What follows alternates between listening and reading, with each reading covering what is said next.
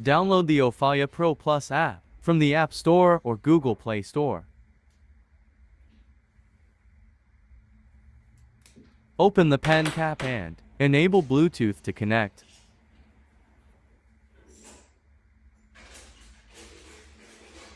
On the info page, download and enable the OCR function.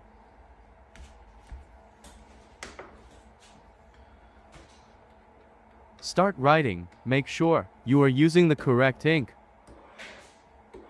The gel ink tip is for the notebook, while the black tip is for the writing board.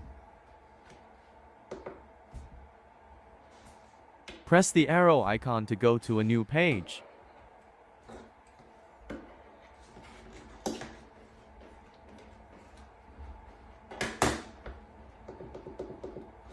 Use the unlock or lock button to prevent accidental clearing of the board.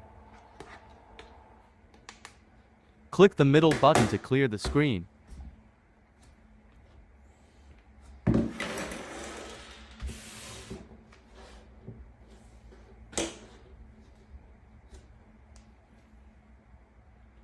Switch the ink to the one for the notebook gel ink.